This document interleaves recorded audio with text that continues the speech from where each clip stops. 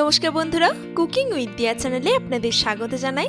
আশা করি আপনারা সকলেই ভালো আছেন। আমার আজকের recipe veg hakka noodles. Veg নুডলসও যে এত সুন্দর খেতে হয়, আপনার রেসিপিটা বাড়িতে ট্রাই না করলে বুঝতে পারবেন না। তাহলে অবশ্যই রেসিপিটা পুরোটা দেখুন, ভালো লাগলে লাইক করবেন, বন্ধুদের সাথে শেয়ার করবেন আর আমার চ্যানেলটি সাবস্ক্রাইব করতে ভুলবেন না। তাহলে চলুন আজকের রেসিপি শুরু করি। প্রথমেই গ্যাসে একটা কড়াই বসিয়ে দিয়ে তাতে দিয়ে দিচ্ছি পরিমাণ মতো জল। এবারে তাতে দিয়ে দিচ্ছি 1 টিস্পুন মতো লবণ, 1 টেবিল স্পুন দিয়ে দিলাম রিফাইন্ড অয়েল। এবারে জলটা ঢাকা দিয়ে দিলাম। জলটা ফুটবে এমন অবস্থায় আমি নুডলসগুলো বা চাউমিনগুলো দিয়ে দিচ্ছি। জলে খুব ভালো করে মিশিয়ে দিতে হবে। এখন আর ঢাকা দেওয়ার প্রয়োজন নেই। জলটা একটু ফুটলেই ভালো করে আমি নুডলসগুলো তুলে নেব। খুব বেশি নরম করলে হবে না, তাই খুব তাড়াতাড়ি নুডলসগুলো তুলে নিতে হবে। গ্যাসের ফ্লেমটা আমি বন্ধ করে দিয়ে নুডলসগুলো তুলে নিচ্ছি। এটা আপনারা যে কোনো পেতে বা ফুটো গামলা বা স্ট্রেনার যাতে খুশি রাখতে পারেন জলটা ঝরানোর জন্য।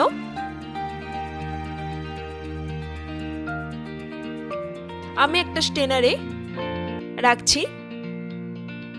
দেখুন আমি এইভাবে নুডলসগুলো রেখেছি, যে জলটা আছে সেটা ঝরে যাবে। আপনারা আপনাদের সুবিধা মতো করবেন।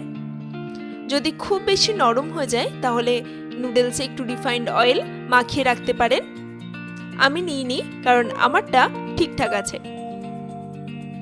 এবারে একটা কড়াই বসিয়ে দিয়ে তাতে আমি দিয়ে দিচ্ছি রিফাইন্ড অয়েল 3 চামচ মতো। দিয়ে দিচ্ছি 4-5টা রসুনের কোয়া, এরকম কুচিয়ে নিয়েছি, তেলে একটু ভেজে নিলাম। এবারে তাতে দিয়ে দিচ্ছি গাজর। গাজরগুলো দেখুন এরকম লম্বা লম্বা সরু করে কাটতে হবে। দিয়ে দিচ্ছি ক্যাপসিকাম, এটাও এরকম সরু করে লম্বা করে কাটতে হবে।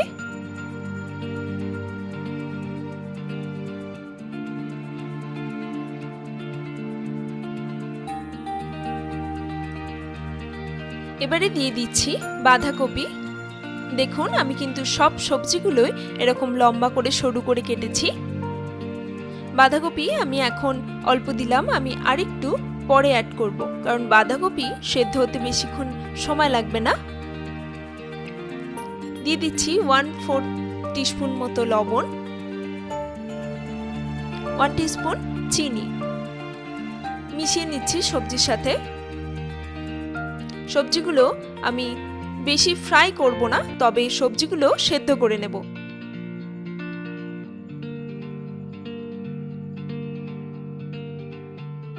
এবারে আমি ঢাকা দিয়ে দিচ্ছি প্রায় 5 থেকে 10 মিনিটের জন্য, গ্যাসের ফ্লেমটা লো করে। দেখুন সবজিগুলো সেদ্ধ হয়ে গেছে।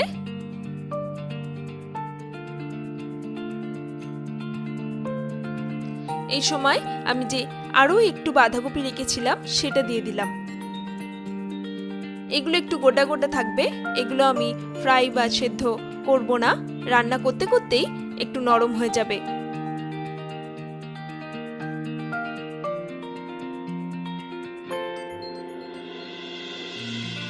এবারে দিয়ে দিচ্ছি সেদ্ধ করে রাখা নুডলসটা। হাফ নুডলস দিয়েছি, কিছুটা রেখে দিয়েছি, একটু মিশিয়ে নিয়ে তারপরে অ্যাড করব।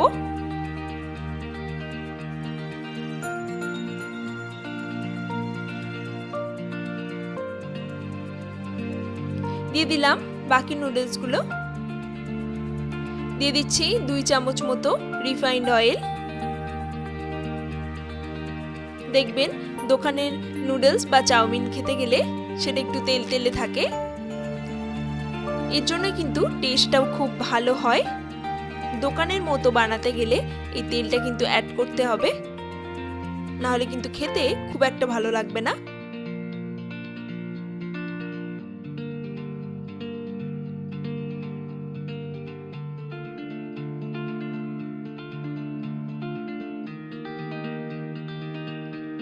খুব ভালো করে সব নুডলসগুলো মিশিয়ে নেওয়ার পরে দিয়ে দিচ্ছি পরিমাণ মতো লবণ।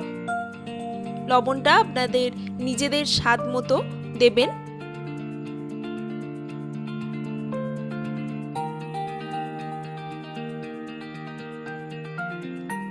দিয়ে দিচ্ছি কাঁচা লঙ্কা কুচি, অপশনাল এটা। দিয়ে দিচ্ছি 1/4 টিস্পুন মতো গোলমরিচের গুঁড়ো, 1 টেবিল স্পুন দিয়ে দিচ্ছি সোয়া সস, এটা অবশ্যই অ্যাড করবেন।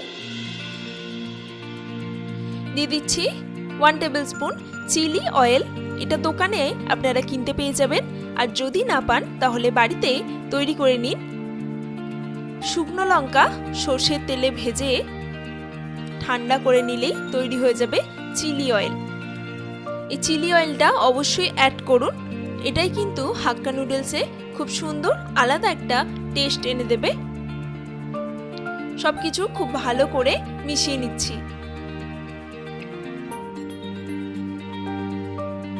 এই চিলি অয়েলটা দেওয়ার কারণে কিন্তু নুডলসটা ঝালও হবে, তাই আমি লঙ্কা গোলমরিচের পরিমাণটা কম দিয়েছি। গ্যাসের ফ্লেমটা বাড়িয়ে দিয়ে আমি একটু ভেজে নিচ্ছি সবকিছু।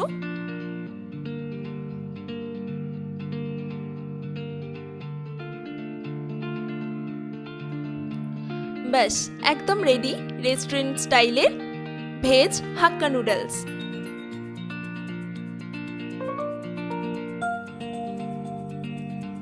শুধু দেখলেই হবে না, বাড়িতে অবশ্যই ট্রাই করুন এই রেসিপিটি।